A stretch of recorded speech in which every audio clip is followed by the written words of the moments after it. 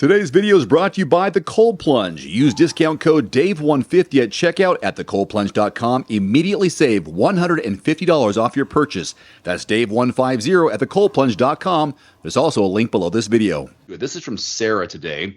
Sarah writes, "Hi, Wendy. I found you and Dave on YouTube. I'm thinking about signing up for a 70.3 next year, maybe Santa Cruz or Oregon. I've done a few 70.3s and Olympics back in the day. I have a few questions. Number one," and this is the first one we'll tackle here, Wendy. "What equipment should I prioritize adding to my repertoire? I've got a very nice bird bike," she says, a Garmin, a basic wetsuit, but my husband has lots of triathlon toys and trinkets that are tempting her. Power pedals, a fancy tri-bike, a Wahoo kicker, tri-suit, calf sleeves, arm sleeves, aero helmet, all the fun goodies. I didn't have any of that stuff when I did these before, and I'm certainly never raced at his level, but are there any toys you think are worth getting or accessories?" Wendy, a lot to take in on this one. I love this question because it makes me think back to when I started 31 years ago, and I never had that stuff either for a long time. So obviously to do a triathlon, you need a swimsuit, a bike, a helmet, running shoes. You can use the same shoes on that you run with on your bike, and then you're good to go. That's really what you need to use. So I started triathlon in 1992, and it wasn't until 2014 that I got a power meter.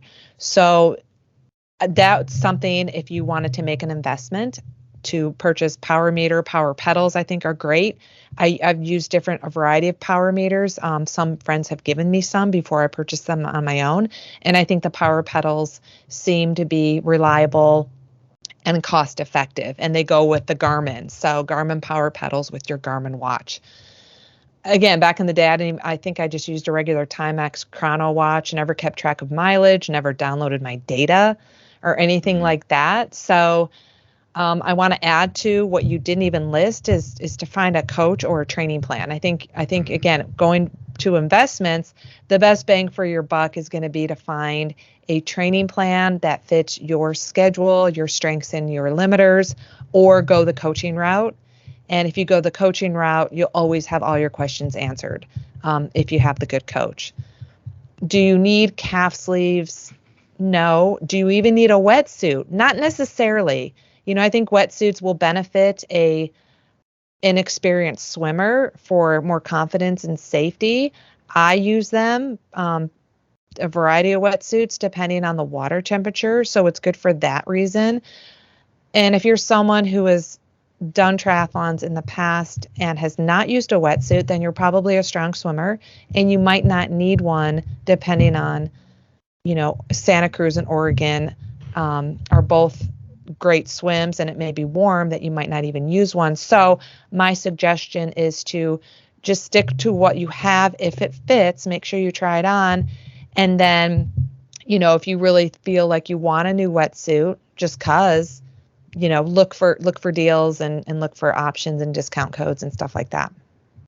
Yeah, wetsuits are, you use them only a few times a year, so there's not much wear and tear unless you accidentally do tear it physically.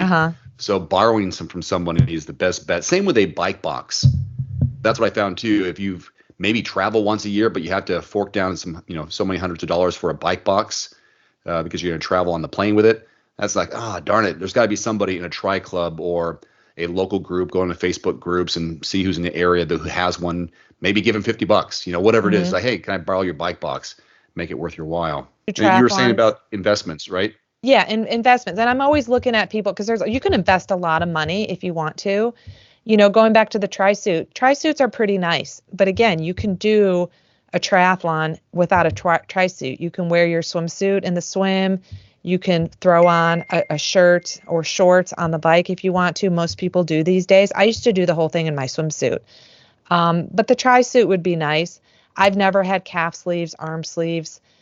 I have an aero helmet only because of a partnership that I had.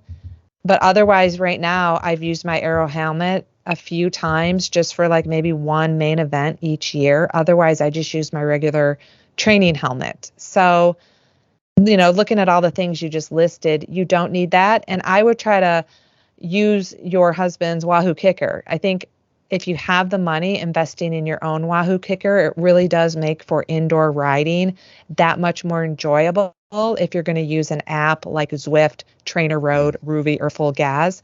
But again, it's not necessary for you to have that in order to enjoy the sport, especially if you do live in a warmer climate that you think you're going to ride mostly outdoors anyways. The tri-suits, you mentioned that can be, a team-related outfit, and you can get a little discount. Those are kind of fun. It's a nice investment to have. There's some pride involved wearing colors of fellow team members, and they're not that hard. And they're designed in a way where you can hold your gels or some water or things like that. They can come with zippers or no zippers, 2 pieces, 1 pieces for men and women for easy, taking them off for, the porta potties, that kind of thing. And I'm making notes here. You talk about investments, and I'm thinking about not luxury items, but bonus things. But investments, yeah, number one, coach. For me, I would put coach, power meter, heart rate monitor, maybe in that order too, because the coach is going to help you organize the plan so you're efficient in your train, so you're not just training to train, you're training with purpose. The power meter is very helpful so you can conserve and be efficient on the bike. And that heart rate monitor can go bike and run, so you can take care of that to avoid any lactic acid buildup and just stay within certain zones. I think those, for me, would be like, I need to have those. If those are the, if I'm going to prioritize. Of course, the bike and stuff, yeah, but I'm just thinking bigger investments, those absolutely. The bonuses, which based on Sarah, you're talking about, you're coming back into this and your husband has a lot of these things. I wouldn't worry about aero helmet.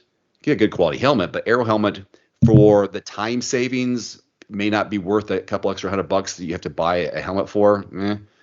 Sleeves, not necessary. It's kind of one of those luxury things if you're going to really get real specific in the details of how the body works. I'm not sure that, compression sleeves after the fact, maybe.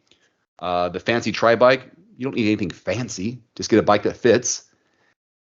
And then the Wahoo kicker seems like a very a brand related item. You just, get a trainer, and I think you're good. There's lots of different type of trainers. And then if you have that power meter, then that can be the substitute if you don't want to go socially, like the kickers and the Full Gas and those kind of things, the Stravas.